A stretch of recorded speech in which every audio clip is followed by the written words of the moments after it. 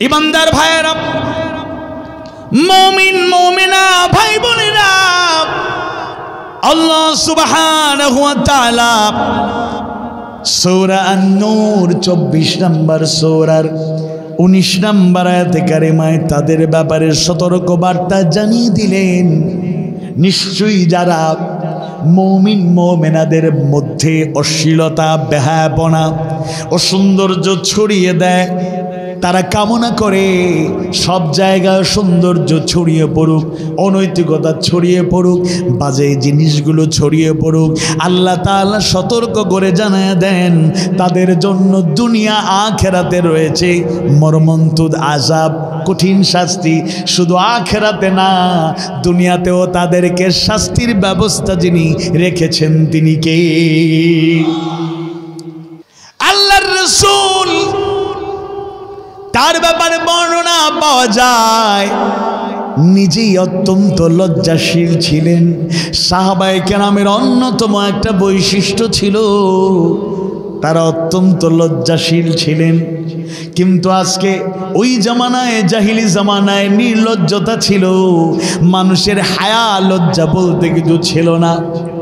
ইসলাম আসার আগে যেই যুগ অতিক্রান্ত হয়েছে, যেই যুগকে বলা হয় আইয়ামে জাহিলিয়াহ, দাইজ অফ ইগনোরেন্স, অজ্ঞতার যুগ, বর্বরতার যুগ, ওই যুগে মানুষের মধ্যে লজ্জাশীলতা বলতে কিছু ছিল না।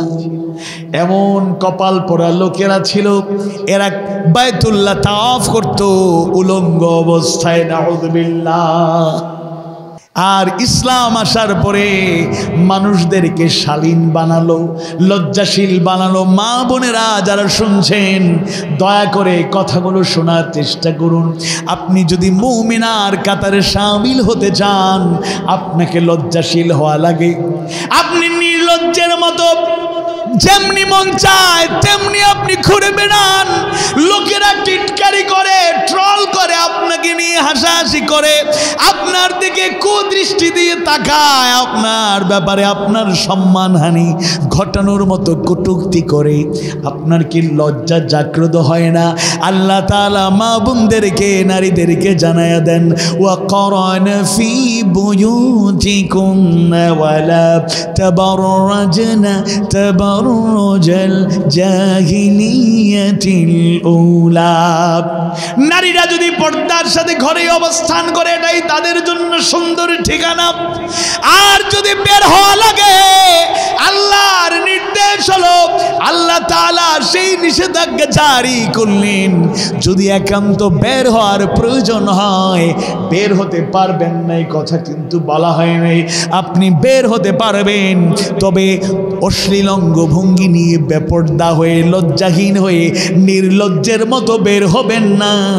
আপনি যদি পর্দা করে সুন্দরভাবে হিজাব, বোরকা, পর্দা ব্যবহার সুন্দর করে বের হন, ওই বের হওয়াতে কোনো আপত্তি নাই। কিন্তু আমাদের এই সমাজে লজ্জা এখন উঠে যাচ্ছে, এরকম একটা পরিস্থিতি। নাউযুবিল্লাহ। ঈমানের পথে অবিচল থেকে আমার মরণ যেন হয়। ঈমানের পথে অবিচল থেকে আমার মরণ যেন হয়।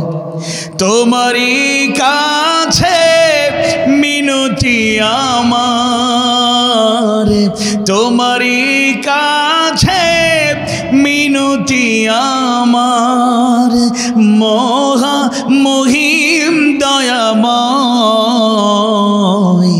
ঈমানের পথে অবিচল থেকে আমার মরণ যেন হয়। প্রতিদিন মিথ্যের মুখোমুখি হই, বেদিন ফাঁসে কেরা করে হই জয়, আজাজিলে সে গুমরাহি সুরগানে করে তোলে মোহময়। ঈমানের পথে অবিচল থেকে আমার মরণ যেন হয়। আধারের দুর্গম আঁকা বাঁকা পথ ভ্রান্তিতে পূর্ণ, যত মতামত কখনো হঠাৎ নফসের তাড়নায় লাগে সুন্দর মনোময়। ঈমানের পথে অবিচল থেকে আমার মরণ যেন হয়। প্রতিক্ষণ সত্যের অবিনাশী ডাক অবিরাম মনটাকে ছুঁয়ে ছুঁয়ে যাক ধুয়ে মুছে দিয়ে পাপ কালেমা। স্বপ্ন জাগাও মধুময়। ঈমানের পথে অবিচল থেকে আমার মরণ যেন হয়। ঈমানের পথে অবিচল থেকে আমার মরণ যেন হয়। آمين يا رب العالمين ربي زدني علما ربي اشرح لي صدري ويسر لي أمري واحلل عقدة من لساني يفقهوا قولي। বাংলাদেশের ঐতিহ্যবাহী জেলা, আমাদের প্রিয় জেলা শাহজালাল রহমতুল্লাহি আলাইহি, শাহপরান রহমতুল্লাহি আলাইহি সহ অলিয়া উলিয়ার স্মৃতিধন্য পুণ্যভূমি, তাওহীদ প্রিয় মানুষের প্রিয় জনপদ সিলেটের ঐতিহ্যের বাস্তব প্রতিচ্ছবি, শিক্ষা দীক্ষা ইতিহাস ঐতিহ্য ব্যবসা বাণিজ্য যাদের সুনাম সুখ্যাতি পৌঁছে দিয়েছে সর্বত্র, বিয়ানীবাজারের গুরুত্বপূর্ণ জনপদ বৈরাগী বাজার।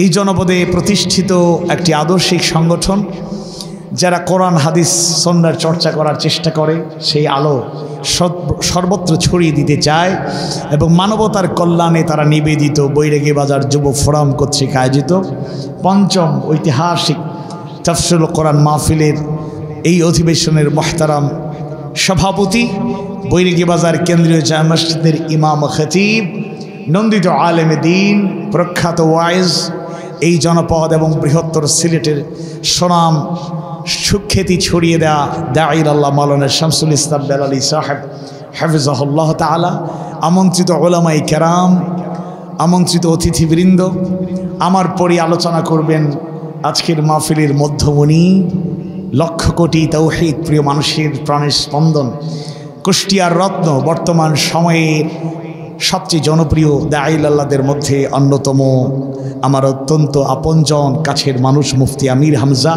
হাফিজাহুল্লাহ তাআলা। আমরা অনেক আলোচনা শুনেছি, আমরা তাদের প্রতিও কৃতজ্ঞতা জানাই। সাংবাদিক বন্ধুগণ, উপস্থিত আছেন মিডিয়া ব্যক্তিত্বগণ, উপস্থিত পিতৃতুল্য মুরব্বীবৃন্দ, সন্তানতুল্য স্নেহাস্পদ শিশু কিশোর বৃন্দ, দেশ এবং জাতির ভবিষ্যৎ কর্ণধার, ফিউচার লিডার, তরুণ যুবক ছাত্র ভাইয়েরা, বিশেষ করে বৈরাগী বাজার যুব ফোরামের উপদেষ্টা, পৃষ্ঠপোষক, দায়িত্বশীল বৃন্দ, সদস্যবৃন্দ, পর্দার আড়ালে মা এবং বোনেরা, বাজারের সম্মানিত ব্যবসায়ী বৃন্দ, মঞ্চে, প্যান্ডেলে, রাস্তাঘাটে, বাড়িঘরে, দূর দূরান্ত থেকে যারা কথাগুলো শুনছেন, সোশ্যাল মিডিয়ার মাধ্যমে দেশ প্রবাস থেকে যে যেখান থেকে কথাগুলো শুনছেন, শুনবেন, দেখছেন, দেখবেন, মুমিন মুমিনা সবার প্রতি আন্তরিক কৃতজ্ঞতা, শুকরান, জাযাকুমুল্লাহ খায়রান। ও মুসলিম ভাই বোনের আমার কথাগুলো যারা শুনছেন তাদেরকেও ব্যক্তিগত পক্ষ থেকে, আয়োজকদের পক্ষ থেকে অভিনন্দন জানাচ্ছি। Thanks, welcome, congratulation. আশা করছি আমরা কোরআন হাদিস সুন্নাহর আলোকে যে কথাগুলো আপনাদের সামনে তুলে ধরব, সকল কথা না হলেও কিছু কিছু কথা অমুসলিম ভাই বোনদের জন্যও কাজে লাগতে পারে, হতে পারে শিক্ষণীয়, গুরুত্বপূর্ণ কিছু মেসেজ আপনারাও হয়তো পেয়ে যেতে পারেন, সেজন্য আপনাদের মনোযোগ দৃষ্টি আকর্ষণ করছি। আমি আল্লাহ তাআলার দরবারে সিজদা অবনত চিত্তে শুকরিয়া আদায় করতে চাই। আপনাদের সবাইকে নিয়ে আমরা শুকরিয়া আদায় করতে চাই যে মাহবুদের একান্ত মেহেরবানিতে বৈরাগী বাজার যুব ফোরামের আয়োজনটি সুন্দরভাবে, সুষ্ঠুভাবে, সুশৃঙ্খলভাবে অনুষ্ঠিত হচ্ছে। যিনি তৌফিক দিয়েছেন সেই মাহবুদের দরবারে আমরা শুকরিয়া আদায় করি, পড়ি আলহামদুলিল্লাহ। রব্বানা লাকাল হামদ হামদান কাসীরান তাইয়িবান মুবারাকান ফীহ। আল্লাহ তাআলা সবাইকে কবুল করে নিন, আমিন। আমি একটু জানতে চাই আপনাদের কাছ থেকে, আজকের মাহফিল করতে গিয়ে কোনো অনুমতি আনতে হয়েছে? বৈরাগী বাজার যুব ফোরামে আপনারা একটু সাক্ষী দেন, থানায় কি বারবার যাইতে হয়েছে? আলহামদুলিল্লাহ। কোনো নেতাকে আলাদা তৈলমর্দন করতে হয়েছে? নেতা একটু অনুমতি দেন, আর আপনিও মেহমান হিসাবে থাকেন। এই সিস্টেম আর নাই। কাদের দাওয়াত দিবেন? এরা নিজেই তো ইঁদুরের গর্তে লুকিয়ে আছে। আল্লামা সাইদি শহীদ মরহুম মাগফুর নন্দিত বিশ্বনন্দিত মুফাসসির শহীদ আল্লামা দেলাওয়ার হোসেন সাইদি 2 যুগের আগে বলেছিলেন, বাড়াবাড়ি করবেন না, সময় আসবে এমন পালানোর জন্য ইঁদুরের গর্ত খুঁজে পাওয়া যাবে না। আপাকে লক্ষ্য করে বলেছিলেন, বেশি ক্ষমতার বড়াই করবেন না, সময় আসবে এমন। ওই সময় জনগণ ছিল 12 কোটি, যে 12 কোটি ঝাঁকুনি দিলে উড়ি গিয়ে পড়বেন দিল্লি, দাদার বাড়ি, মামুর বাড়ি, এছাড়া কোনো আশ্রয় কেন্দ্র থাকবে না। আল্লাহর খাস মেহেরবানিতে কবুল করে নিয়েছেন কে? আওয়াজ বাড়িয়ে বলুন কে? যারা অনেক অনুষ্ঠানে কোনো বাধা দিত না, উইদাউট পারমিশন। এই দেশে অনেক অনুষ্ঠান হয়েছে, এখনো হচ্ছে, কিন্তু তারা কোরআনের মাহফিলে পারমিশন সিস্টেম চালু করেছিল। লক্ষ জনতার ঢল নামে, হাজার হাজার মানুষের ঢল নামে এই মাহফিলগুলো আয়োজন করার পর টাকা পয়সা সব খরচ করার পরেও এই বিয়ানীবাজারে অনেক ঘটনা ঘটেছে। বলে 144, আল্লাহ তাআলা তাদের উপর 288 একেবারে মোহর মেরে দিচ্ছেন। যারা কোরআনের মাহফিলে পারমিশন সিস্টেম চালু করেছিল, যারা উলামায়ে কেরাম, মুফাসসির, দাঈউল্লাহ, ইসলামের পথের পথিক, দেশপ্রেমিক জনতার উপর মিথ্যা অপবাদ দিয়েছে, মিথ্যা মামলা দিয়ে মাসের পর মাস, বছরের পর বছর কারাবন্দী রেখে এই জমিন থেকে কোরআনের আলো নিভায়ে দিতে চেয়েছিল, আল্লাহর ফয়সালায় তাদের আওয়াজ বন্ধ হয়ে গিয়েছে। আল্লাহর ফয়সালাই চূড়ান্ত। মাকারু ওয়া মাকারাল্লাহ ওয়াল্লাহু খায়রুল মাকিরিন। যুগে যুগে একদিকে মানবতার হেদায়াত নিশ্চিত করার জন্য দিখারা পথহারা মানবতাকে কোরআন, আল্লাহর গোলামি, সৌন্দর্যের দিকে আহ্বান জানানোর জন্য, আল্লাহ তাআলা দিশেহারা জাতিকে দিশা দেওয়ার জন্য যুগে যুগে নবী রাসূল প্রেরণ করলেন। নবী রাসূলদের প্রধানতম এবং মৌলিক দায়িত্ব ছিল আনি'বুদুল্লাহ ওয়াজতানিবুত তাগুত। তারা আল্লাহর গোলামির দিকে আহ্বান জানিয়েছেন, তাগুত থেকে, বাতিল থেকে, শয়তানের পদাঙ্ক থেকে সরানোর জন্য চেষ্টা করেছেন।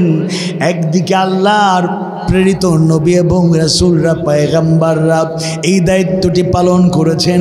যারা আল্লাহর গোলামি গ্রহণ করে নিয়েছেন তারা নিজেরা আল্লাহর গোলাম হওয়ার পাশাপাশি আল্লাহর গোলামিকে প্রতিষ্ঠার চেষ্টা চালিয়েছেন। অন্যদিকে শয়তানের পদাঙ্ক অনুসরণকারীরা, তাগুত, বাতিল যুগে যুগে বাধার পাহাড় রচনা করেছে। বনি ইসরাইলরা শত শত নবীকে শহীদ করেছে, দুনিয়া থেকে বিদায় করে দিয়েছে, কিন্তু আল্লাহর ফয়সালায় এক মুহূর্তের জন্য আল্লাহর গোলামির দাওয়াত বন্ধ করতে পারে নাই। সুবহানাল্লাহ। আপা, আপনার বাড়ির যে আফা তাই নাই, আফা তো বাংলাদেশে একজন আপা পালানোর 2 দিন আগে বলেছিলেন, পালানোর ইতিহাস আমাদের নাই। দুপুরবেলা কত রকমারি রান্না ছিল, মজার মজার খুব টেস্টি খাবার রেডি ছিল, কিন্তু 45 মিনিটসের রেড সিগন্যাল আলটিমেটাম, আপা চলে গেল, খাইতেও পারল না। হেলিকপ্টার যুগে যখন রওনা হয়ে গেলেন, ভিডিওটা সোশ্যাল মিডিয়ায় ভাইরাল হয়ে গেল, ইলেকট্রনিক মিডিয়ায় নিউজ করা শুরু হয়ে গেল। এবার আম জনতা বলার আগেই দলীয় নেতাকর্মীরা বলা বলে শুরু করলো, আপা চলে গেল, বলে গেল। আমাদের ভাইরাল পার্সন ওবায়দুল কাদের সাহেব কাকা হিসেবে পরিচিত, তিনিও বলেছিলেন পালাবো না, প্রয়োজনে ফখরুল সাহেবের বাসায় গিয়ে উঠবো। ঠাকুরগাঁয়ের বাড়ি আছে না, শেষ পর্যন্ত সিলেটে আশ্রয় নিয়েছে। তবে এটা আমাদের জন্য লজ্জার ব্যাপার, 3 মাস কেমনে সিলেটে থাকলো, আসলে এটা তদন্ত করে ওই সব দৃষ্টান্তকারী, এই সব দুষ্কৃতিকারীদের দৃষ্টান্তমূলক শাস্তি দিতে হবে। যারা দিবা স্বপ্ন দেখেছিল 2041 সাল পর্যন্ত ক্ষমতায় থাকবে, তাই সীমালঙ্ঘন চূড়ান্ত পর্যায়ে পৌঁছে গিয়েছিল। আল্লাহর ফয়সালাতে তারা পতিত হলো, পতন হলো, পালালো। অনেকে পালাতে গিয়ে ঠিকমতো পালাতে পারে না। আপনাদের পার্শ্ববর্তী এলাকা দিয়ে এদিকেই তো যাওয়া যায়, কানাইঘাট বিয়ানীবাজার রোড দিয়ে চুরখাই চারখাই হয়ে, তাই না? আচ্ছা, আমি অক্টোবরে মাহফিল করলাম কানাইঘাটের দনা এলাকার কাছাকাছি। কমিটিকে বললাম একটা সহযোগিতা করা যাবে? দেলার ভাই হুজুর বলেন কি করা যায়? যে আমাকে একটু ওই এলাকাটা দেখান না, যেখানে আমাদের শামসুদ্দিন চৌধুরী মানিক ভাই শুয়েছিল কলা পাতায়। আমাকে হুজুর একটু কষ্ট করতে হবে, মোটরসাইকেলে যাবো। আমার মোটরসাইকেল না, প্রয়োজনে দৌড়াইয়া হাইটা যেভাবে যাওয়া লাগবে, কিন্তু মানিক ভাই যে জায়গায় শুয়েছিল একটু দেখতে মন চায়। দেখলাম আর আল্লাহর শুকরিয়া আদায় করলাম। আলহামদুলিল্লাহ, আলহামদুলিল্লাহ আলা কুল্লি হাল। জাস্টিসের চেয়ারে বসে এরা ইনজাস্টিসের কালো অধ্যায় রচনা করেছে। বাংলাদেশের মানুষকে তারা জিম্মি করেছিল, আজ আল্লাহর জিম্মায় তারা এখন ক্রমান্বয়ে শাস্তির মুখোমুখি হবে ইনশাআল্লাহ। আমি আল্লাহ তাআলার শুকরিয়া আদায় করি আপনাদেরকে নিয়ে, আর এই আশাবাদ ব্যক্ত করতে চাই, হতাশ হওয়ার কারণ নাই, নিরাশ হওয়ার কারণ নাই। আল্লাহর আলোকে তিনি প্রজ্বলিত রাখবেন ইনশাআল্লাহ। ইউরিদুনা লিইউতফিউ নূরাল্লাহি বিআফওয়াহিহিম ওয়াল্লাহু মুতিম্মু নূরিহি ওয়ালাউ কারিহাল কাফিরুন।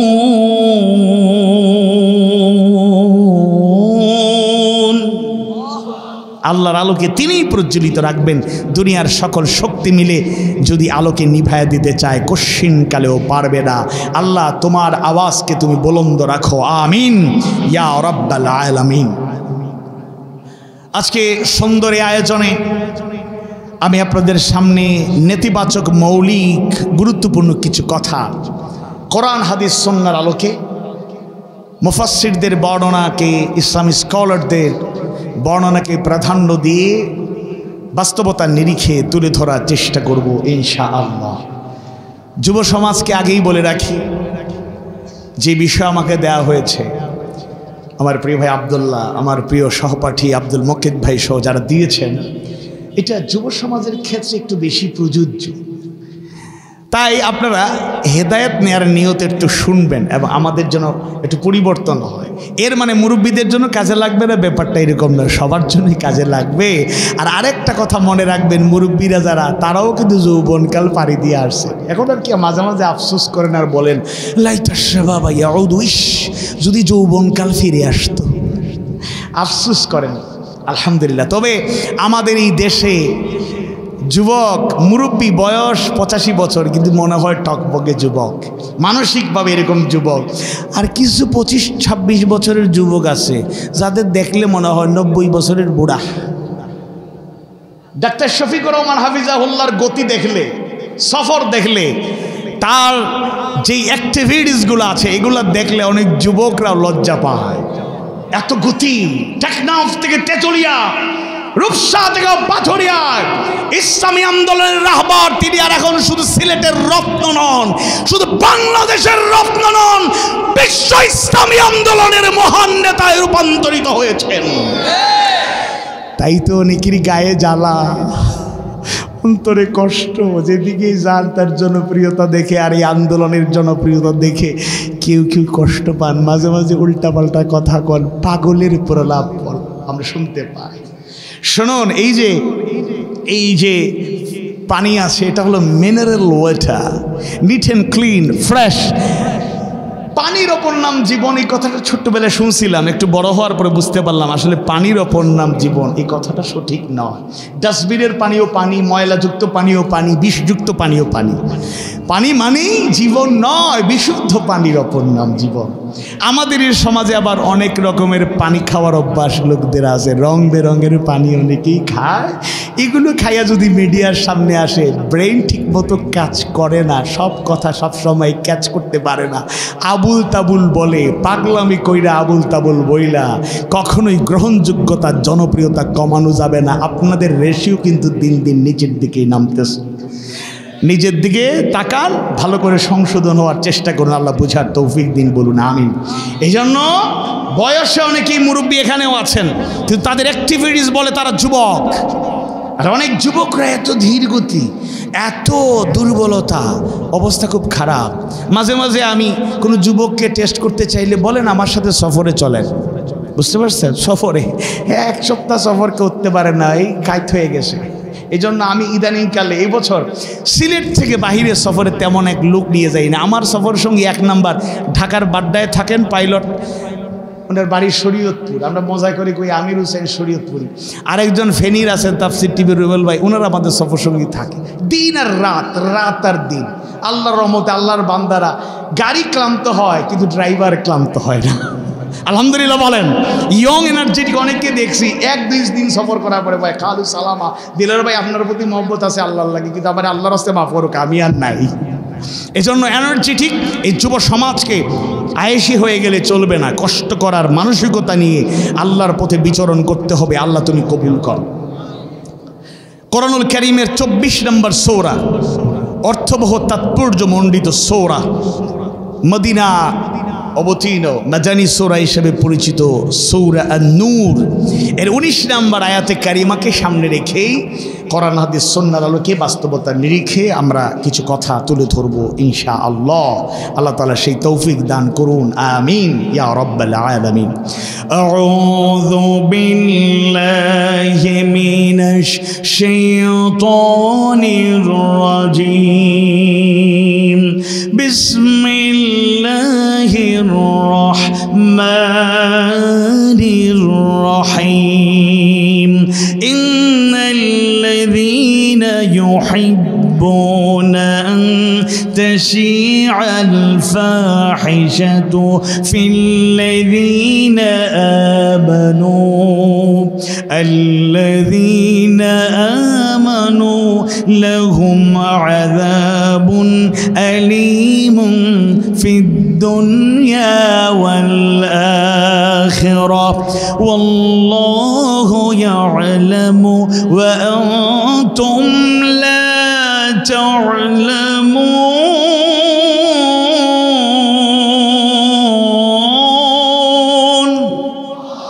নিশ্চয়ই যারা এটা পছন্দ করে যে মুমিনদের মধ্যে অশ্লীলতা ছড়িয়ে পড়ুক, আল্লাহ তাআলা বলছেন নিশ্চয়ই যারা এটা পছন্দ করে যে মুমিনদের মধ্যে অশ্লীলতা ছড়িয়ে পড়ুক, তাদের জন্য দুনিয়া ও আখিরাতে রয়েছে আযাবুন আলীম, যন্ত্রণাদায়ক, মর্মন্তুদ, কঠিন, পীড়াদায়ক শাস্তি।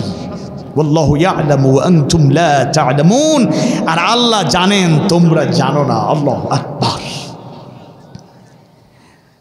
একটু খেয়াল করলে অনুবাদ থেকে একটা মেসেজ আমরা পেয়ে যাচ্ছি। কিছু লোক আছে যারা চায় মুমিনদের মধ্যে অশ্লীলতা ছড়িয়ে পড়ুক, মুমিনদের মধ্যে বেহায়াপনা ছড়িয়ে পড়ুক, মুমিন মুমিনাদের মাঝে নোংরামি, নষ্টামি, ভ্রষ্টামি ছড়িয়ে পড়ুক, এরকম চেষ্টা প্রচেষ্টা চালায়। এরকম লোক মনে হয় বাংলাদেশে নাই। বাংলাদেশে থাকলে অন্তত সিলেটে নাই, সিলেটে থাকলে অন্তত পক্ষে বিয়ানীবাজারে নাই। কথা বলে না, কষ্ট হচ্ছে আপনাদের? বিয়ানীবাজারে থাকলে অন্তত পক্ষে বৈরাগী বাজারে বেরে নাই। তাহলে কিছু লোক আছে অপসংস্কৃতিকে ছড়িয়ে দিতে চায় সর্বত্র। অপসংস্কৃতির চর্চা শুধু নিজে করে না, সাথে সাথে অন্যের মধ্যেও সেটা ছড়িয়ে দেওয়ার চেষ্টা করে। যত ধরনের অশ্লীলতা, বেহায়াপনা আছে, সেটা একেবারে দুঃখজনক হলো সত্য, গ্রামে গঞ্জে পর্যন্ত আজকে অশ্লীলতা ছড়িয়ে পড়েছে, বেহায়াপনা ছড়িয়ে পড়েছে, নোংরামি ছড়িয়ে পড়েছে, কবিরাখোনা ছড়িয়ে পড়েছে। গান বাজনা মিউজিক আছে না নাই? গত রাত মাহফিল শেষে বাসায় ফিরলাম অনেক রাত, 1:30 2টা বাজে, দেখি গানের আওয়াজ শোনা যায়। বাংলাদেশ স্বাধীন হয়েছে তো, তাই এখন ওয়াজও চলে, গানও চলে। শুনুন শুনুন, প্রত্যেকেই প্রত্যেকের স্বাধীনতা নিয়ে ধর্ম পালন করুন। আপনার ধর্ম আপনি পালন করুন, রিলিজিয়াস পারসন হন, আমরা কোনো আপত্তি করি না। আমরা যে মাঝে মাঝে রাতে জেগে জেগে মানুষকে যে কথাগুলো বলি, এটা অন্য কাউকে কষ্ট দেওয়ার উদ্দেশ্য নয়, মানুষকে সঠিক পথের দিশা দেওয়ার জন্য। কোরআনের কথা, হাদিস সুন্নাহর কথা, তাও আমরা অধিকাংশ জায়গাতেই মোটিভেশন চালিয়ে চালিয়ে 11টা 12টার আগে শেষ করার এই রীতিনীতি। আজকের এই মাহফিলটাও 12টা পর্যন্ত যাবে না, আশা করি এর আগেই শেষ হবে ইনশাআল্লাহ। মানুষের রাতের ঘুমকে আমরা হারাম করতে চাই না। অমুসলিম ভাই বোনদের প্রতি সম্মান রেখে বলছি, আমি সব জায়গায় অমুসলিমদের পক্ষে কথা বলি এবং আশ্বস্ত করতে চাই, বাংলাদেশ মুসলিম অধ্যুষিত দেশ, মুসলিম রাষ্ট্র, এটা ইসলামী রাষ্ট্র না। আল্লাহর খাস মেহেরবানিতে বাংলাদেশ যদি ইসলামী রাষ্ট্র হয়ে যায়, আশার বাণী শোনাতে চাই, একজন অমুসলিমও ঠকবে না। তাদের 100% রাইটস নিয়ে তারা জীবন যাপন করবে, তাদের নিরাপত্তার কোনো ঘাটতি হবে না ইনশাআল্লাহ। কিন্তু স্বাধীনতা পেয়ে আপনারা কখনোই সীমাহীন স্বাধীনতা ভোগ করার চেষ্টা করবেন না, এটা হিতে বিপরীত হতে পারে, আপনার জন্য অকল্যাণ হতে পারে। কারণ আমরা যতটুকু অন্যান্য ধর্মের ব্যাপারেও জানি, কোনো ধর্মই মানুষকে অনৈতিকতা শিখায় না, অসৌন্দর্য শিখায় না, মানুষদেরকে ধার্মিক বানাতে চায়, রিলিজিয়াস পারসন বানাতে চায়, মানুষদেরকে নৈতিকতা সম্পন্ন, বিবেক সম্পন্ন মানুষ হিসাবে গড়ে তোলার চেষ্টা করে। ইমানদার ভাইয়েরা, মুমিন মুমিনা ভাই বোনেরা, আল্লাহ সুবহানাহু ওয়া তাআলা সূরা আন-নূর 24 নম্বর সূরার 19 নম্বর আয়াতে কারিমায় তাদের ব্যাপারে সতর্ক বার্তা জানিয়ে দিলেন, নিশ্চয়ই যারা মুমিন মুমিনাদের মধ্যে অশ্লীলতা, বেহায়াপনা ও সৌন্দর্য ছড়িয়ে দেয়, তারা কামনা করে সব জায়গায় সৌন্দর্য ছড়িয়ে পড়ুক, অনৈতিকতা ছড়িয়ে পড়ুক, বাজে জিনিসগুলো ছড়িয়ে পড়ুক, আল্লাহ তাআলা সতর্ক করে জানায় দেন তাদের জন্য দুনিয়া আখিরাতে রয়েছে মর্মন্তুদ আযাব, কঠিন শাস্তি। শুধু আখিরাতে না, দুনিয়াতেও তাদেরকে শাস্তির ব্যবস্থা যিনি রেখেছেন তিনি কে? শুধুমাত্র আখিরাতে তো আছে, এটা চিরস্থায়ী, কিন্তু দুনিয়াতেও তাদের পানিশমেন্টের ব্যবস্থা আছে, এটা উপলব্ধি করার চেষ্টা করতে হবে। মুফাসসিরদের বর্ণনায় পাওয়া যায় ফাহিশা, মুফাসসিরদের বর্ণনায় পাওয়া যায় ফাহিশা এই শব্দটি অনেকগুলো অর্থ, এর মধ্যে একটা অর্থ হলো নির্লজ্জতা, একটা অর্থ হলো অশ্লীলতা। আমাদের মধ্যে অনেকেই লজ্জাহীনতা, নির্লজ্জতা ছড়িয়ে দেয়, লাজ লজ্জার মাথা কেটে, লজ্জা নাই এরকম জিনিস, লজ্জাকে দূরে আড়াল করে ঢেকে রেখে নির্লজ্জতা ছড়িয়ে দেয়। আর আল্লাহ রাসূলের বর্ণনায় কি পেয়েছি আমরা? ওয়াল হায়াউ শু'বাতুম মিনাল ঈমান, ওয়াল হায়াউ মিনাল ঈমান, লজ্জা হচ্ছে ঈমানের অংশ, লজ্জাই ঈমান। সুবহানাল্লাহ। আল্লাহর রাসূল তার ব্যাপারে বর্ণনা পাওয়া যায়, নিজেই অত্যন্ত লজ্জাশীল ছিলেন। সাহাবায়ে কেরামের অন্যতম একটা বৈশিষ্ট্য ছিল, তারা অত্যন্ত লজ্জাশীল ছিলেন। কিন্তু আজকে ওই জামানায়, জাহিলি জামানায় নির্লজ্জতা ছিল, মানুষের হায়া লজ্জা বলতে কিছু ছিল না। ইসলাম আসার আগে যেই যুগ অতিক্রান্ত হয়েছে, যেই যুগকে বলা হয় আইয়ামে জাহিলিয়া, দাইজ অফ ইগনোরেন্স, অজ্ঞতার যুগ, বর্বরতার যুগ, ওই যুগে মানুষের মধ্যে লজ্জাশীলতা বলতে কিছু ছিল না। এমন কপাল পোড়া লোকেরা ছিল, এরা বাইতুল্লাহ তাওয়াফ করত উলঙ্গ অবস্থায়, নাউযুবিল্লাহ। নষ্টামি ভ্রষ্টামি ও কাজের মেলায় গান বাজনা, এগুলো নবিষ্কার। আর ইসলাম আসার পরে মানুষদেরকে শালীন বানালো, লজ্জাশীল বানালো। মা বোনেরা যারা শুনছেন দয়া করে কথাগুলো শোনার চেষ্টা করুন। আপনি যদি মুমিনার কাতারে শামিল হতে চান, আপনাকে লজ্জাশীল হওয়া লাগে। আপনি নির্লজ্জের মতো যেমনি মন চায় তেমনি আপনি ঘুরে বেড়ান। লোকেরা টিটকারি করে, ট্রল করে, আপনাকে নিয়ে হাসাহাসি করে, আপনার দিকে কুদৃষ্টি দিয়ে তাকায়, আপনার ব্যাপারে আপনার সম্মানহানি ঘটানোর মতো কটূক্তি করে। আপনার কি লজ্জা জাগ্রত হয় না? আল্লাহ তাআলা মা বোনদেরকে, নারীদেরকে জানায়া দেন, ওয়াকরানা ফি বুয়ুতিকুন্না ওয়ালা তাবাররাজনা তাবাররুজাল জাহিলিয়াতিল উলা। নারীরা যদি পর্দার সাথে ঘরে অবস্থান করে, এটাই তাদের জন্য সুন্দর ঠিকানা। আর যদি বের হওয়া লাগে, আল্লাহর নির্দেশ হলো, আল্লাহ তাআলা সেই নিষেধাজ্ঞা জারি করলেন, যদি একান্ত বের হওয়ার প্রয়োজন হয় বের হতে পারবেন না, এই কথা কিন্তু বলা হয় নাই। আপনি বের হতে পারবেন, তবে অশ্লীল অঙ্গভঙ্গি নিয়ে বেপর্দা হয়ে, লজ্জাহীন হয়ে, নির্লজ্জের মতো বের হবেন না। আপনি যদি পর্দা করে সুন্দরভাবে হিজাব, বোরকা, পর্দা ব্যবহার সুন্দর করে বের হন, ওই বের হওয়াতে কোনো আপত্তি নাই। কিন্তু আমাদের এই সমাজে লজ্জা এখন উঠে যাচ্ছে, এরকম একটা পরিস্থিতি। নাউযুবিল্লাহ। যুবক ভাইদের কথা আর কি বলবো। নামাজের যুবকরা যায়, সুন্নত পড়তে গেলে যদি কখনো নামাজের ফাঁকে তার দিকে দৃষ্টি যায়, সে রুকুতে যায়, আমাদের লজ্জা পাইতে হয়।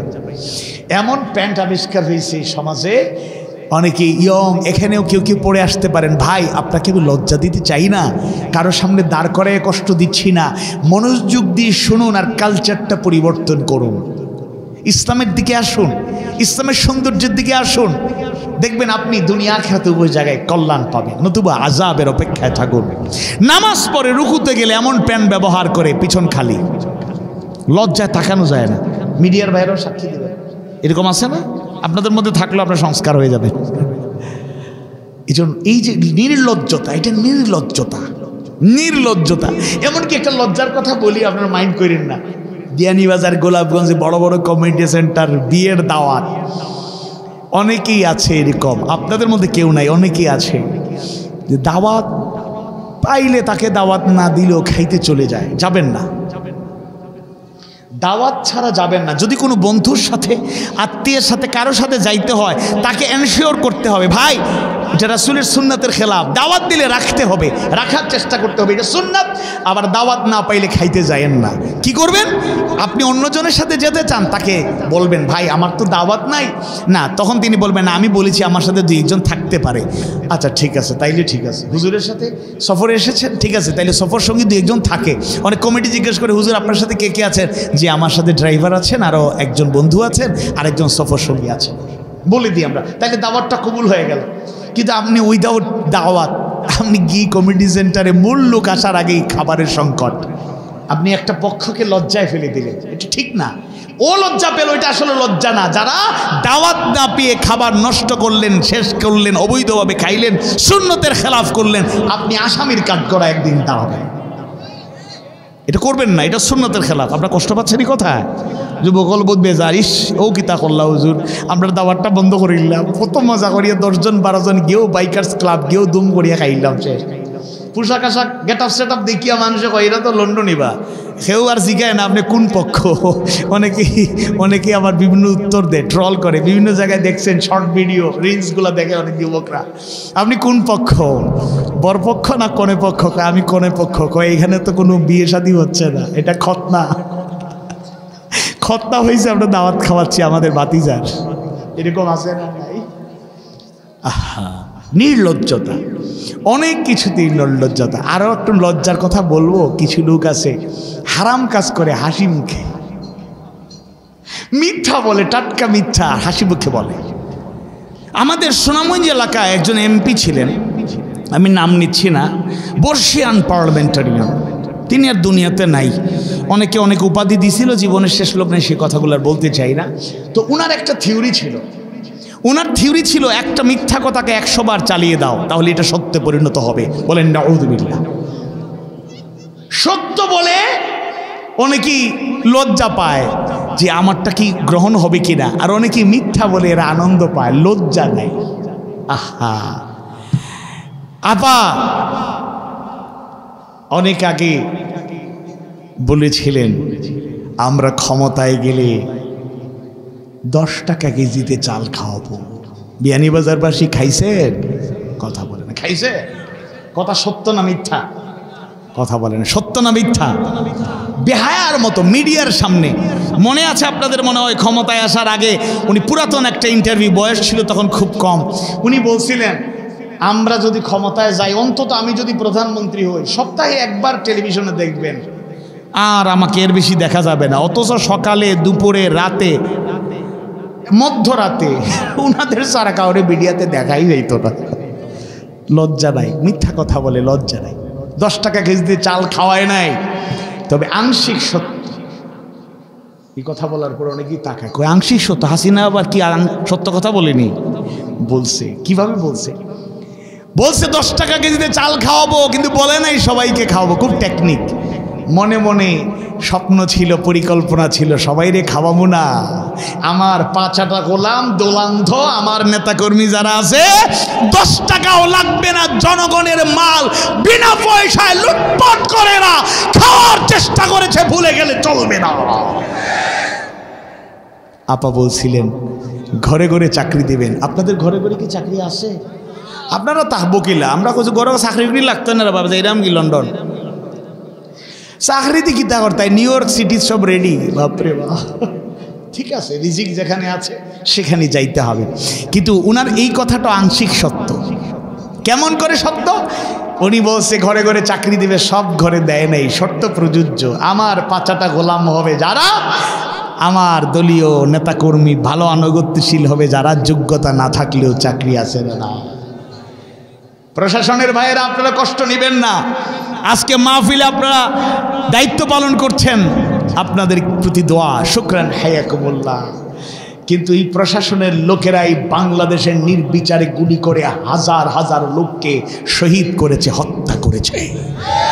খোঁজ নিয়ে দেখবেন প্রকৃত দেশপ্রেমিক যোগ্যতার ভিত্তিতে পাওয়া লোকেরা গুলি করে নাই, গুলি করেছে তারা দলীয় ক্যাডার, সন্ত্রাসীরা যারা দলীয় ক্যাডার হিসেবে পুলিশ এবং প্রশাসনের জায়গা পেয়েছিল। এখনো সাফ হয় নাই, পুরো সংস্কার হয় নাই। বিভিন্ন সেক্টরে, প্রায় উল্লেখযোগ্য সেক্টরে অনেকে ঘাপটি মেরে বসে আছে। কেউ কেউ এখন দেশপ্রেমিক জনতা, এমনকি ইসলামী দলের নেতাকর্মীদের সাথে এসে সেলফি তুলে জায়েজ করতে চাচ্ছেন, আর আগের হিস্ট্রি ফেসবুকে গুগলে সব রেকর্ড করা, স্ক্রিনশট মারা, যাবেন কোথা? এরকম মতলববাজও আছে না নাই? এজন্য নিঃসন্দেহে এরা মিথ্যা বলতো, ওয়াদা রক্ষা করতো না, আমানতের খেয়ানত করেছে, জাস্টিসের চেয়ারে বসে ইনজাস্টিস করেছে, অথচ লজ্জা নাই। ইসলাম সেই লজ্জাশীলতার শিক্ষা দিয়েছে, দায়িত্বশীলতা নিজের মধ্যে তৈরি করেছে। রাসূল বলেছেন কুল্লুকুম রাইন ওয়া কুল্লুকুম মাসউলুন আন রাইয়াতিহি। নিঃসন্দেহে হাদিস আমাদের সবার জানা। রাসূল শিখিয়ে গেলেন, জানিয়ে গেলেন তোমরা প্রত্যেকেই দায়িত্বশীল, আর তোমাদের প্রত্যেককে দায়িত্বের ব্যাপারে জবাবদিহিতা করতে হবে। মূলত জবাবদিহিতা যার কাছে, বৈরাগী বাজারের এই মাহফিল থেকে আওয়াজ বাড়িয়ে বলুন তো তিনি কে? আওয়াজ বাড়িয়ে বলুন কে? তাই তো অমরের মতো অর্ধেক পৃথিবীর রাষ্ট্রনায়ক বলেছিলেন, ফোরাতের তীরে একটা কুকুরও যদি না খেয়ে মারা যায়, আমি ওমরকে আল্লাহর আদালতে আসামির কাঠগড়ায় দাঁড়াতে হবে। সুবহানাল্লাহ। ইমানদার ভাইরা, মুমিনা ভাই বোনেরা, আল্লাহর ভয় থাকলে ইমানি চেতনা থাকলে, লজ্জাশীলতা থাকলে কোনো মানুষ কখনো মানুষের অর্থ আত্মসাৎ করতে পারে না। অন্যায়ভাবে জায়গা জমি দখল করে ক্ষমতাবান অর্থবিত্তের মালিক হতে পারে না। আল্লাহ তাআলা জানায়া দেন, ইয়া আইয়ুহাল্লাযীনা আমানু লা তাকুলু আমওয়ালাকুম বাইনাকুম বিল বাতিল। হে ইমানদারগণ, তোমরা একে অপরের সম্পদ অন্যায়ভাবে ভক্ষণ করো না। অবৈধ আইনমন্ত্রীকে যখন লোকেরা ধরে নিয়ে যাচ্ছে, প্রশাসনের লোকেরা পেয়ে গেল, চলেন, বহু জুলুম করছেন, আইনের চেয়ারে বসে বেআইনি কাজ করছেন, এবার নিজেদের তৈরি করা আইনি এবার আপনাদের বিচার হবে, চলেন জেলখানায় কিছু বাচ্চা খাইবেন, নিরাপদে থাকবেন, চলে যাবে। এবার বলতেছে আমারই একা নেবেন? আপনি তো একাই, এখানে আর কেউ আছে নাকি? আমার বন্ধুরে নেবেন না? বন্ধু আবার কে? ওই যে সালমান এফ রহমান। কই সালমান এফ রহমান? ওই যে এই যে ফাইজলামি করেন, কত সুন্দর দাড়ি, সাদা দাড়িওয়ালা লোক, দরবেশ খ্যাত লোক, এটা তো ক্লিন শেপ করা লোক, এটা দাদা বাবু মনে হচ্ছে, এটা আবার দরবেশ হবে কেমনে? কয় হেতেই পালানোর জন্য এই কাম করছে। আহা, আহলে হাদিসের এক প্রোগ্রামে এসে বলেছিলেন সালমান এফ রহমান, আমি সহিহ হাদিস ছাড়া অন্য কিছু মানি না। বলতে বলতে কপাল পরা লোকটা বলছে কোরআনে নাকি কিছু ভুল আছে। নাউযুবিল্লাহ বলেন। বিসমিল্লাহির রহমানির রহিম। আলিফ লাম মিম যালিকাল কিতাবু লা রাইবা ফীহি হুদান লিল মুত্তাকিন আল্লাযীনা ইউমিনুনা বিল গায়বি ওয়া ইউকিমুনাস সালাতা ومما رزقناهم ينفقون والذين يؤمنون بما أنزل إليك وما أنزل من قبلك وبالآخرة هم يوقنون أولئك على هدى من ربهم وأولئك هم المفلحون। আর আল্লাহ বলছে যালিকাল কিতাব, এটা হলো এমন একটা কিতাব, লা রাইবা ফি, ভুল থাকা দূরের কথা, সন্দেহ করার মতো কিছু আছে? আওয়াজ বাড়িয়ে বলুন, সন্দেহ করার মতো কিছু আছে? যেই ব্যক্তি মুসলমান দাবিদার হওয়ার পরে বলবে কোরআনে ভুল আছে, ও টাটকা কাফের হয়ে গিয়েছে, কোনো সন্দেহ নয়। এটা ফতোয়া দেওয়ার জন্য গভীর ইলমের আর ফিকহের ইলমের দরকার নেই, আল্লাহর বিধানকে অস্বীকার করছে। আপনাকে যদি জিজ্ঞেস করা হয় কে কোরআনের আয়াত অস্বীকার করলে মুমিন থাকতে পারবে, আপনারাই বলবেন সে মুমিন থাকতে পারবে। সেই লোকেরা নির্লজ্জের মতো কত সুন্দর করে দরবেশ খ্যাতি পেয়েছিল, কিন্তু এর চাইতে বড় দুর্নীতিবাজ বাংলাদেশে বড় কম ছিল। লজ্জা নাই, মানুষের টাকা খায়, আবার কয় আমি দেউলি, আমার টাকা নাই, ব্যাংকের টাকা দিতে পারুম না, লুটপাট করে খেয়েছে। চট্টগ্রাম অঞ্চলে আমার মাহফিল বেশি, ওই জায়গায় আল্লাহর এক ওলি আছেন, দরবেশ খ্যাতি পান নাই, বড় ব্যবসায়ী, অধিকাংশ ব্যাংকের সাথে ওনার মালিকানা ছিল আর কি, নাম খুঁজলে পেয়ে যাবেন, সমস্যা নাই। ওনার কপালে বিশাল দাগ। ওনার চাকরি পাওয়ার জন্য আমার পরিচিত একজন কুতুবদিয়ার একজন তরুণ ভাই গিয়েছিলেন, কয়দিন থাকছেন ওনার আশপাশে। উনি নিজে সাক্ষী দিচ্ছেন, ভাই এই লোকটা এরকম করলো কেমনে? কী করলো? যে এই লোকটাকে আমি দেখছি 5 ওয়াক্ত নামাজ জামাতে পড়ে, ফজরের নামাজে সবার আগে গিয়ে জামাত ধরে, এমনকি তাহাজ্জুদ মিস হয় খুব কম, কিন্তু বাংলাদেশের অর্থনীতি লুটপাট করার পেছনে ওয়ান অফ দ্যাম, সে হলো অন্যতম সবচেয়ে বড় দুর্নীতিবাজদের শীর্ষ দুর্নীতিবাজ। বলেন না, লজ্জা নাই তো? আপনার টাকা মেরে খায় আর আপনার আবার ধমক দেয়, লজ্জা নেই, আপনি উল্টা লজ্জা পান। আরে বেচারা। ইমানদার ভাইয়েরা, সেই ফাহিশার আরেকটা অর্থ হলো অশ্লীলতা। কোরআনে বেবিচারকে, জিনাকেও অশ্লীলতা হিসাবে উল্লেখ করা হয়েছে। যেমন 17 নম্বর সূরা বনী ইসরাঈল, সূরা আল ইসরার 32 নম্বর আয়াতে কারিমায় আল্লাহ সুবহানাহু ওয়া তাআলা জানায় দেন, ওয়ালা তাকরাবুজ জিনা ইন্নাহু কানা ফাহিশা ওয়া সাআ সাবিলা। আর তোমরা ব্যভিচারের কাছে যেও না, নিশ্চয়ই তা অশ্লীল কাজ ও মন্দ পথ। নাউযু বিল্লাহি মিন যালিক। তাহলে জেনা ব্যভিচার এই সমাজে আছে না নাই? কথা বলেন, আছে না নাই? ওই সন্ত্রাসী ছাত্র সংগঠন নিষিদ্ধ হলো, বলেন আলহামদুলিল্লাহ। কথা বুঝেন নাই? ওই সন্ত্রাসী ছাত্র সংগঠন বাংলাদেশের ত্রাসের রাজত্ব কায়েম করেছিল। ওইদিকে মেহমান, ওই গাড়িটা আমারই গাড়ি, মানে আমার সফর সঙ্গী আর কি। যাই হোক, সমস্যা নাই, ইনশাল্লাহ আমাদের মেহমান বেশিক্ষণ লাগবে না, চলে আসবেন। আল্লাহ তুমি কবুল করো। আওয়াজ বাড়িয়ে বলুন আমিন। বাংলাতে তো উপরে সামিয়ানা নাই, রোদের মধ্যে মানুষেরা কষ্ট করতেছে, এই তুলনায় আপনারা তো ভালো আছেন, বলি আলহামদুলিল্লাহ। আমরা যার জন্য, যার খুশির জন্য আজকে একত্রিত হয়েছি, তিনি কে? আওয়াজ বাড়িয়ে বলুন কে? তাহলে অশ্লীলতার আর একটা অর্থ হলো জেনা। জেনাকে অশ্লীলতা বলা হয়। আমাদের এই সমাজে জেনা বেবিচার ছড়িয়ে পড়েছে সর্বত্র। জাহাঙ্গীরনগর বিশ্ববিদ্যালয়ের কুখ্যাত, কলঙ্কিত করেছে একটা লোক, কুখ্যাত একটা ছাত্র সংগঠনের নেতা 100টা বোনকে ধর্ষণ করে, ইজ্জতের হানি ঘটিয়ে, মিষ্টি বিতরণ করে, আপামর দেশপ্রেমিক, তাওহীদ প্রিয়, প্রকৃত মনুষ্যত্ববোধ সম্পন্ন মানুষের কলিজায় আগুন ধরিয়ে দিয়েছে।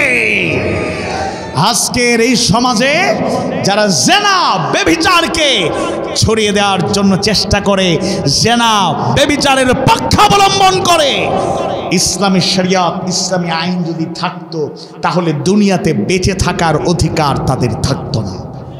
সম্মানিত উপস্থিতি, এজন্য অশ্লীলতা, বেহায়াপনার আরেকটা নমুনা হলো জেনা, বেবিচার।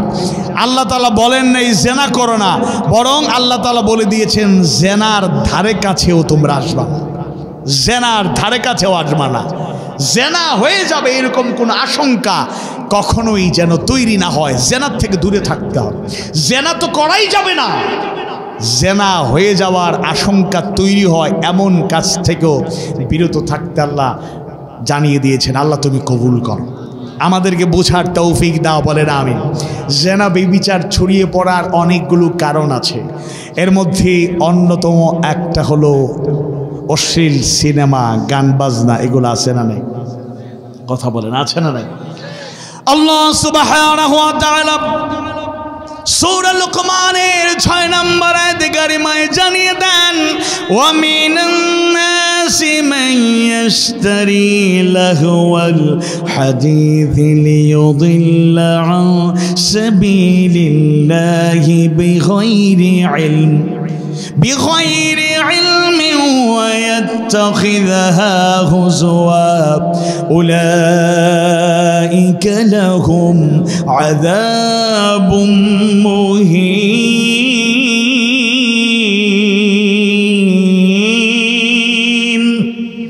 এক শ্রেণীর লোক আছে যারা মানুষকে আল্লাহর পথ থেকে ভ্রান্ত করার উদ্দেশ্যে অন্ধভাবে গান বাজনা ও বাদ্যযন্ত্র সংগ্রহ করে এবং তা নিয়ে ঠাট্টা বিদ্রুপ করে। এদের জন্য রয়েছে অবমাননাকর শাস্তি, নাউযু বিল্লাহ। শুধু গান বাজনা নিজেরাই করে না, এটাকে প্রমোট করে, সর্বত্র ছড়িয়ে দিতে চায়। এরকম লোক এই সমাজে আছে না নাই? ময়মনসিংহ অঞ্চলের কিশোরগঞ্জের এক রাজনীতিবিদ, আপনাকে আমি দেশপ্রেমিক হিসেবে কৃতজ্ঞতা জানাই। আপনি দেশকে স্বাধীন করার ক্ষেত্রে ভূমিকা রেখেছেন। আসল সত্য আল্লাহ তাআলাই ভালো জানেন। যতটুকু আমরা জেনেছি, মুখে মুখে ও লোকেরা বলছে এই লোকটা আসলে মুক্তিযোদ্ধা, ছাত্র নেতা ছিল, ভালো ছিল। আচ্ছা ঠিক আছে, তিনি পাগলের প্রলাপ আবুল তাবুল বকছেন। কি হলো? বাংলাদেশে যেদিকে যাই ওয়াজ তাফসির, ওয়াজ তাফসির, হুজুররা হেলিকপ্টারে আসে, লক্ষ লক্ষ লোক নামে। আমাদের বাঙালি সংস্কৃতি তো শেষ হয়ে গেল। ওয়াজ চলুক, সাথে গান বাজনা চলুক, যাত্রা গান হারায় গেছে, খুঁজে পাওয়া যায় না। মানে যত ধরনের টার্ম আছে উনি সব ব্যবহার করে। ওয়াজ মাহফিলকেও বাদ দেয় না, বলছে এটা আমাদের সংস্কৃতির একটা অংশ। যারা এরকম কথাবার্তা বলার মাধ্যমে আবারও জাহিলিয়াতের দিকে ফিরে যাওয়ার জন্য জাতিকে আহ্বান করে, একেবারে সতর্ক করে বলে দিতে চাই, বাংলাদেশের ইতিহাস ঐতিহ্য আপনারাই শুধু জানেন না, আমরাও যতটুকু জানি কোন নোংরামি নষ্টমি বাংলাদেশের তাহজিব তামাদ্দুন কৃষ্টি কালচার হতে পারে না। ইয়ং জেনারেশন কোরআনের দিকে ছুটে আসতেছে, ইয়ং জেনারেশন ইসলামের দিকে যাত্রা শুরু করেছে। আগামীর বাংলাদেশ কোরআন হাদিস সুন্নাহর আলোকে, ইসলামের সৌন্দর্যের আলোকে গড়ে তোলা বাংলাদেশ। আগামীর বাংলাদেশ নেতৃত্ব দেবে সেই সব তরুণ যুবক আর নেতারা যারা আল্লাহর ভয় নিয়ে, দেশপ্রেম নিয়ে সমাজকে, রাষ্ট্রকে দুর্নীতিমুক্ত, শোষণ মুক্ত, ইনসাফ ভিত্তিক রাষ্ট্র যারা গড়ে তুলতে চায়। আপনাদেরকে হুঁশিয়ার করে বলতে চাই, আমাদের তরুণ প্রজন্ম এমনিতেই বাজে দিক থেকে ভালো দিকে আসতেছে, এটাও যাদের সহ্য হয় না, আপনাদের মতো কপাল পোড়া মানুষ এই জমিনে থাকতে পারে না।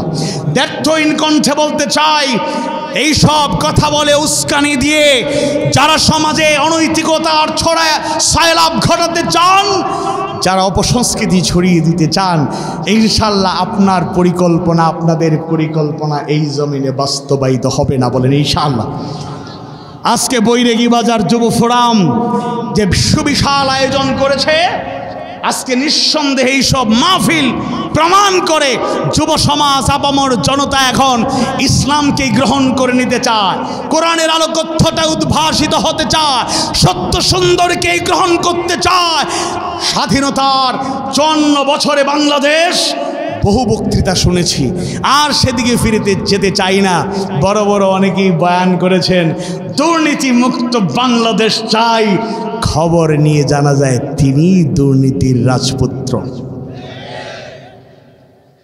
বহু লোক লম্বা লম্বা বক্তৃতা করেছেন, সন্ত্রাস মুক্ত বাংলাদেশ গড়তে চাই। ভালো করে খবর জানা গেল তিনি নিজেই সন্ত্রাসের গডফাদার। চাঁদাবাজ মুক্ত বাংলাদেশ চাই, নিজেই চাঁদাবাজির মূল দায়িত্ব নিয়ে পার্সেন্টেজ খায়। এরকম লোক অন্তত বিয়ানীবাজারে নাই। আহা, কত বড় কপাল পোড়া। তাহলে অন্ধভাবে যারা গান বাজনাকে গ্রহণ করে নেয় এবং সেটা ছড়িয়ে দিতে চায়, প্লিজ আমাকে ভুল বুঝবেন না। ইসলামী সাংস্কৃতিক অঙ্গনের অনেক আধুনিক সঙ্গীত শিল্পী আছেন, তারাও একটা দলিলকে কেন্দ্র করে মানে দফকে হালাল করতে করতে একেবারে মিউজিকের সাথে একাকার হয়ে যাচ্ছেন। আল্লাহর ওয়াস্তে ইসলামের নাম নিয়ে ব্যবসাটা একটু বন্ধ করেন। Stop now, please stop now. বহুত হয়েছে, আন্না। সংস্কৃতি মানেই খারাপ না। Culture is the way of life, culture is the way of life. জীবন চলার সুন্দর পথ নির্দেশনা, কিভাবে আমি কথা বলবো, কিভাবে আমি পথে চলবো, এই সুন্দর সংস্কৃতি কোরআন হাদিস সুন্নাহর আলোকে, ইসলামের আলোকে হলে এটি ইসলামী সংস্কৃতি, আর এর বিপরীতে হলেই এটা অপসংস্কৃতি। আমাদের ইয়ং জেনারেশনকে খুব কোরআন হাদিসের ওয়াজ করে ইসলামী গান আবার মিউজিক ব্যবহার করে পথভ্রষ্ট করতে চান, যে পুরাপুরি তো শয়তানের কাজ, পুরাপুরি তো গানে নিতে পারতেছি না, অন্তত ইসলামী সুরটাকে একটু মিউজিক দিয়া শয়তানের একটু পাশাপাশি তাদেরকে নিয়ে যেতে চাই। এরকম লোক আছে না? কথা বলেন, আছে না নাই? কেন খালি গলার গজলগুলো কি ভালো লাগে না? হাজার গানের মাঝে একটি গান যদি, হাজার গানের মাঝে একটি গান যদি আল্লাহর কাছে প্রিয় হয়, সেই তো খুশির কথা, সেই তো সফলতা, সেই তো খুশির কথা, সেই তো সফলতা। চাওয়া পাওয়া আর কিছু নয়, চাওয়া পাওয়া আর কিছু নয়। হাজার গানের মাঝে একটি গান যদি, হাজার গানের মাঝে একটি গান যদি আল্লাহর কাছে প্রিয় হয়। আমার কোনো গানে কোনো কথা সরে তোমাদের মন যদি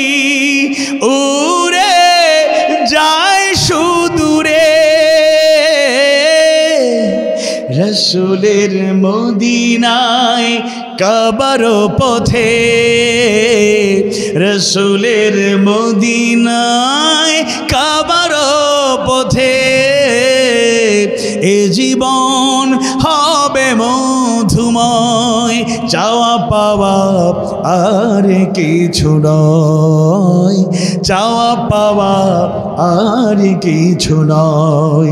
হাজার গানের মাঝে একটি গান যদি, হাজার গানের মাঝে একটি গান যদি আল্লাহর কাছে প্রিয় হয়। আল্লাহ কবুল করুন, বলুন আমিন। বাচ্চাদেরকে সুযোগ পেলেই সুন্দর তেলাওয়াত শেখাবেন, সুন্দর তেলাওয়াত কেরাত শেখাবেন, বাচ্চাদেরকে ইসলামী গজল শেখাবেন। যাদের কণ্ঠ সুন্দর, আপনি যদি তাকে ইসলামী সৌন্দর্য দিতে না পারেন, তাহলে কিন্তু সে গান অটোমেটিকলি, তার গান শুনে তার মন চাইবে, গান গাইবে। ইসলামী গানগুলো তাদের মধ্যে তুলে দিন, তাদেরকে শেখানোর চেষ্টা করুন। ছোট্টবেলা থেকে তাদেরকে ওয়াজ শোনান, তাফসীর শোনান, বয়ান শোনান, তেলাওয়াত শোনান, গজল শোনান। ইসলামী সংস্কৃতির চর্চা বাড়িয়ে দিতে হবে, তাহলে অনেকাংশে। শুধু অপসংস্কৃতি হারাম, গান বাজনা হারাম, নৃত্যানুষ্ঠান হারাম, কনসার্ট হারাম, এগুলো হারাম তো ঠিক আছে, কিন্তু বিকল্প আমাদেরকে দেওয়ার জন্য কালচারাল অর্গানাইজেশনগুলোকে আরও এস্টাবলিশ করতে হবে। বৈরাগী বাজার যুব ফোরাম চাইলে তাদের একটা উইং আলাদাভাবে তৈরি করতে পারে, সেটা হলো তারা কালচারাল মোটিভেশন চালাবে, কালচারাল ট্রেনিং দেবে সারা বছর, ফাঁকে ফাঁকে সপ্তাহে একদিন প্রয়োজনে একজন ভালো শিল্পীকে নিয়ে এসে তাকে সুন্দর গজল শিখাবে, মাঝে মাঝে একজন কারি নিয়ে এসে তেলাওয়াত শিখাবে, মাঝে মাঝে আবৃত্তি শিখাবে, মাঝে মাঝে উপস্থাপনা শিখাবে। প্রতিটি ক্ষেত্রে যোগ্য লোক তৈরি করার জন্য সেই চেষ্টা চালাবে। আল্লাহ তাআলা বোঝার তৌফিক দিন, বলুন আমিন। সুতরাং যারা গান বাজনাকে ছড়িয়ে দিতে চায়, বাদ্যযন্ত্র শুধু নিজে সংগ্রহ করে না, মানুষদের মধ্যে ছড়িয়ে দিতে চায়, তার থেকে আমাদের সতর্ক থাকতে হবে। বুখারী শরীফের 5590 নম্বর হাদিস, নিঃসন্দেহে হয়তো অনেকেই হাদিসটা জানেন, সেটা আমি আপনাদের সামনে তুলে ধরতে চাই। আল্লাহ রাসূল সাল্লাল্লাহু আলাইহি সাল্লাম সুন্দর করে বর্ণনা করেছেন, অবশ্যই অবশ্যই আমার পরে এমন কিছু লোক আসবে, অবশ্যই আল্লাহ রাসূল অবশ্যই তাগিদ দিয়ে বলছেন, অবশ্যই আমার পরে এমন কিছু লোক আসবে যারা জেনা, রেশম, নেশাদার দ্রব্য এবং গান বাজনাকে, বাদ্যযন্ত্রকে হালাল মনে করবে। নাউযু বিল্লাহ। লা ইয়াকুনান্না মিন উম্মতি আকওয়ামুন ইস্তাহিল্লুনা আল হিরা ওয়াল হারিরা ওয়াল খামরা ওয়াল মাআজিফ। ভয়ঙ্কর হাদিস। আল্লাহ রাসূল বলেছেন এমন কিছু লোক আসবে যারা জেনাকে হালাল করতে চাইবে, যারা রেশমকে হালাল করতে চাইবে। পুরুষদের জন্য রেশমি কাপড় পরা, সোনা, এগুলা কিন্তু হারাম, এগুলো খেয়াল রাখতে হবে। এরপরে নেশাদ্রব্য, নেশা জাতীয় পানি, পণ্য, এগুলো তারা হালাল করার চেষ্টা করবে এবং বাজনা, বাদ্যযন্ত্রকে হালাল করবে। একটু খেয়াল করে দেখুন, আমি সংস্কৃতি নিয়েও কিছু কলম ধরার চেষ্টা করেছি। আমি ক্ষুদ্র মানুষের একটা ছোট্ট বই প্রকাশিত হয়েছে, আধারে আলোর ঝলকানি, সেখানে সংস্কৃতি নিয়ে একটা আলাদা লেখা আছে এবং মাদক নিয়ে আমার বড় একটা আর্টিকেল আছে, মাদক ও মাদকাসক্তি আইন ও পরিণতি। আমি এই লেখাটা 1.5-2 বছর আগে লিখেছি। স্টাডি করতে গিয়ে, একটু রিসার্চ করতে গিয়ে দেখেছি বাংলাদেশে 24 প্রকারের মাদক ঢুকে পড়েছে, এখন আরও বাড়তে পারে। 24 প্রকারের মাদক বাংলাদেশ ঢুকে পড়েছে। তোর মধ্যে মোটামুটি 6, 8 বা 10 প্রকারের মাদক আমরা অনেকেই চিনি। তোর মধ্যে একটা হলো ইয়াবা। লোকের এটার নাম দিছে আবার বাবা। নাউজুবিল্লাহ। বাবাকে কলঙ্কিত কইরেন না, দেখেন খবর আছে, এটা পারে না। বাবা একটা সম্মানজনক বাক্য, শব্দ, এটাকে সম্মান দিতে হবে। কোর্টে এক ব্যক্তি বসে আছে, তো বলতেছে আরে বাবার জন্য আজকে জেলে। আরেক লোক, ভদ্রলোক, মনে করছে বাবার মায়ায় মহব্বতে কোনো একটা কাজ বাবার পক্ষে করতে গিয়ে মনে জেলে চলে আসছে, তাই না? বাবার পক্ষে ভূমিকা রাখছে। এবার ভদ্রলোক সরস্বজা মানুষ বলতেছে দেখছো আদর্শ সন্তান, বাবার জন্য জেলে আসছে, বুঝছো কেমন ভালো সন্তান।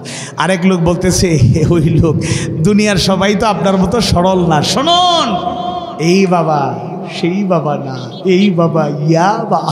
আজকে মাদক সর্বত্র ছড়িয়ে পড়ছে, জেনা, বেভিচার, হত্যা, খুন, রাহাজানি, অশ্লীলতা, বেহায়াপনা সব কিছু বৃদ্ধি পাওয়ার পেছনে অন্যতম একটা উপকরণ হলো মাদক।